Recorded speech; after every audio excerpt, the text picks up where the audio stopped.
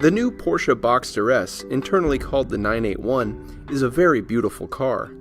Now free from using components from the 911, like its doors, the designers have been able to give the Boxster a look all its own. But what's even better is that underneath the sheet metal is a long list of improvements, including more power, a wider front and rear track, and crucially, lower weight.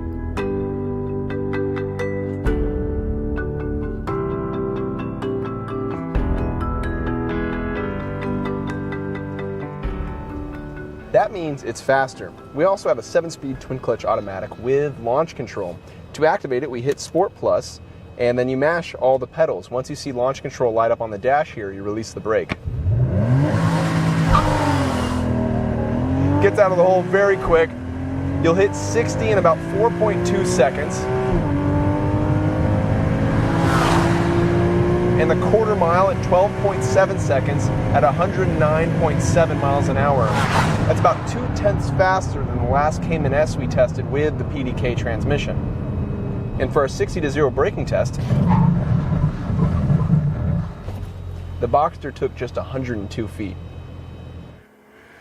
And now the figure 8 test with the Boxster S. On corner entry, I'm kind of surprised how loose this car feels. I think what's happening is you have a lot of authority through the front end of the car, a lot of grip, turns in very sharply. But when you do that, you got to remember there's a rear weight bias you're dealing with, 55% or so, I think. So if you get a little too greedy with it, you get some oversteer. And that's good because most cars are going to understeer when you turn in hard. This doesn't do that though. This takes smooth hands and very careful control of the throttle. That's rewarding, that's fun. This car does that very well. Now we have a wider track than the outgoing Boxster, which may be contributing to that extra authority on turn-in. We also have in this car torque vectoring, which is going to grab the inside rear tire when you start applying throttle to help the car rotate. Rotate this car certainly does.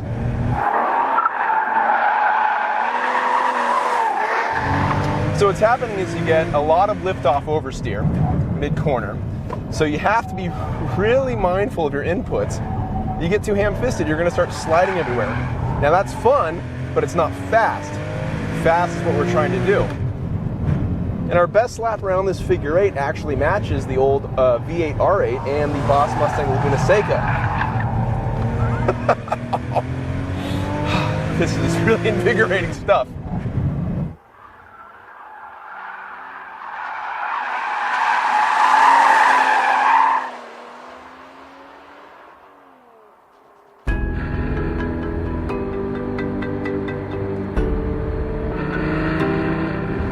The Boxster S then is a very strong performer, but it's what it does on the road that makes it so special. I'll come right out and say it, this may be the greatest sports car in the world. Now that declaration shouldn't be much of a surprise because we've said the same thing about the previous Cayman, a car that was based off the previous Boxster. But with this new Boxster, that sense of driving thrill has been improved, refined, honed even. It is absolutely delightful. Now you aren't working with a lot of power. We only have 315 horsepower, and nor is this car a featherweight. It weighs a little bit over 3,100 pounds thanks to those 20-inch wheels we're riding on. But it's the way the car blends its power, blends its weight into the chassis, and how it reacts to your inputs that makes this car so thrilling to drive. The sound, of course, is phenomenal. We have an optional sports exhaust, and when you lay in the throttle and the higher revs, the howl it gives you is just intoxicating. And when you lift off the throttle, you get the sound of gunfire from the exhaust. It sounds like somebody's firing an AK-47 behind you. It's downright fun. You have a sense of overall control of the car, afforded a lot through this PDK twin-clutch 7-speed transmission. It gives you such fine, excellent control over the car with incredibly fast gear changes. But the thing is, it's also extremely adaptable. The transmission is always looking for better ways to match your driving style. It's looking at your throttle position, your brake position, even your steering. For example, if you have it in sport mode like we do now, the harder I press on the brake, the harder it downshifts, the further gears it drops down. And similarly, when you're doing a little power slide, the car knows it's looking at your yaw, it's looking at your steering angle, and it'll actually prevent an up-changing gear so you can keep the slide going a little bit longer. It's those sort of decisions that make this car so enjoyable. This car is always looking for ways to make you have more fun. It seems like when they were designing the car, whenever they got to an impasse, whenever they got to a discussion on which way they should go in designing the car, they always defaulted to the way that would make the driver have more fun. And this car, the sensation that you get from behind the wheel, is an aggregation of all those decisions.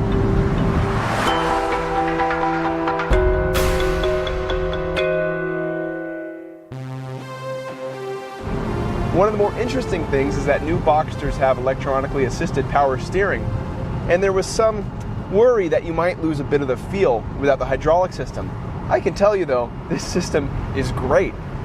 I feel like I have great precision over the car, all the feedback I want, and all the weight I want. This is a perfect intermediary between myself and the front wheels.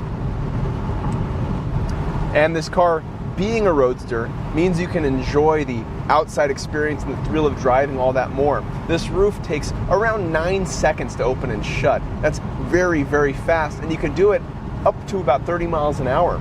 So it's really convenient when you're just putting around town. You don't have to stop at a stoplight to put the roof up or down. And the thing is, with a roadster, you put the roof down and you can take in the experience more. It amplifies the sensations. You can smell the air around you. You can look up and see the sky. You can hear the exhaust, hear the tires howling. It just makes the experience that much more fulfilling. And when you blend that with a car that is so harmonious, like this Boxster is, you take it through a few corners and you realize, yeah, this is it. This is what a sports car should be. This is what it's all about. You drive this car hard through a few corners, and it just makes everything else seem insignificant. You wonder why other automakers even try. Now, I'm having so much fun driving this car, I almost forgot that there are downsides. There's one big one, and that's the price. I mentioned a lot of options. We have Sport Chrono, we have PDK, we have torque vectoring, and a few others. Now, the prices for all those add up really quickly. This car, as we're driving it, costs nearly $90,000. Now, that's more than a base 911 Carrera S. And the question becomes, would you rather have a well-optioned Boxster S or a base 911? Now, that question probably deserves a little bit more investigation. But I can tell you, from the driver's seat on this road, this Boxster S feels like it's worth every penny. With the Boxster, you get this overall sense of a car that wants to help you in every way it can. Everything in this car has a singular focus, and that is making sure you have fun. And that's what a sports car is all about. It's not outright speed and losing your license. It's about eliciting joy at every corner, no matter how fast you're going.